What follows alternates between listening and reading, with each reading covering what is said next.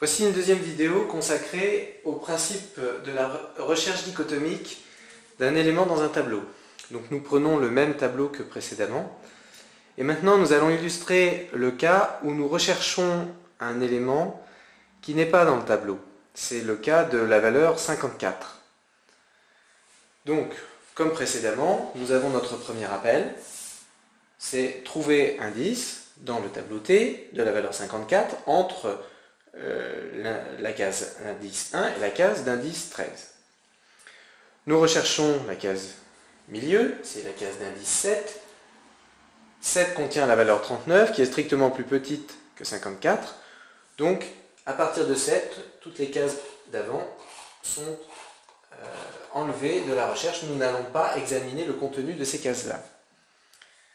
Et nous refaisons un appel à notre fonction trouver indice, cette fois-ci à partir de la case d'indice 8 jusqu'à la case d'indice 13.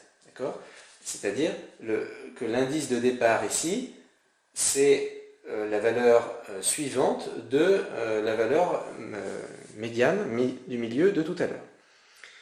Donc nous recherchons la case milieu. La case milieu est la case d'indice 10. Nous regardons la valeur qu'il y a dans cette case d'indice 10. C'est la valeur 56.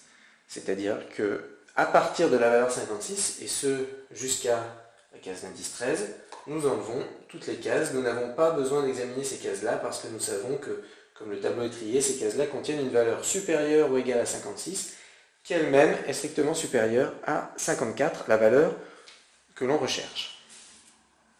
On remarquera qu'on va passer au prochain appel de la case 13 à la case 9, c'est-à-dire qu'on remplace la case d'arrivée par l'indice de la case milieu, moins 1.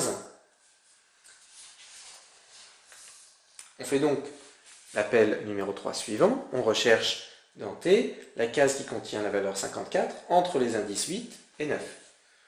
La case milieu ici sera la case d'indice 8. Nous regardons le contenu de cette case-là. Cette case-là contient la valeur 47 qui est strictement inférieure à 55. Donc la case est à écarter et nous allons remplacer l'indice de départ par l'indice de la case milieu plus 1, c'est-à-dire par 9. C'est pourquoi nous avons un quatrième appel avec 9 dans les deux cases, indice de départ et indice d'arrivée, ce qui correspond bien aux cases que nous n'avons pas encore examinées et sur lesquelles nous ne savons rien du tout. Donc ici, nous n'avons qu'une seule case. Bien entendu, la case milieu, c'est cette case-là. Nous regardons cette valeur. La valeur est égale à 55. 55 est strictement supérieur à 54, la valeur recherchée. Dans ce cas-là, on va continuer à appliquer le même principe, c'est-à-dire qu'on va refaire un appel en modifiant cette fois-ci l'indice de fin, l'indice d'arrivée, et en le remplaçant par, comme tout à l'heure, l'indice de la case milieu, moins 1. C'est-à-dire qu'on va remplacer ici 9 par 8. On remplace l'indice d'arrivée, non pas l'indice de départ, parce que la valeur qui est dans la case milieu est strictement supérieure à celle que l'on recherche. On aura donc un dernier appel, cet appel numéro 5, avec 9 comme indice de la case de départ et 8 comme indice de la case d'arrivée.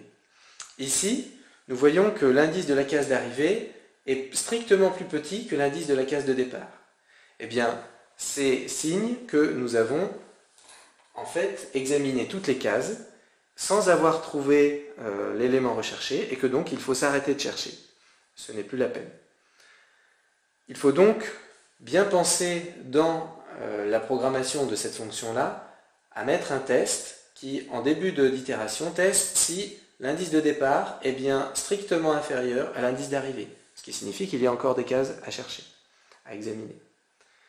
Comme valeur de retour, puisque ici nous ne pouvons renvoyer aucun indice, puisqu'aucun indice ne correspond à une case qui contiendrait la valeur 54, eh bien nous pouvons renvoyer soit un code d'erreur, soit une valeur particulière, ce qui peut être, dans notre cas, la valeur 0, puisque notre tableau commence à indicer ces cases à partir de la valeur 1, ou bien la valeur moins 1, si nous avons commencé à indicer nos cases à partir de 0.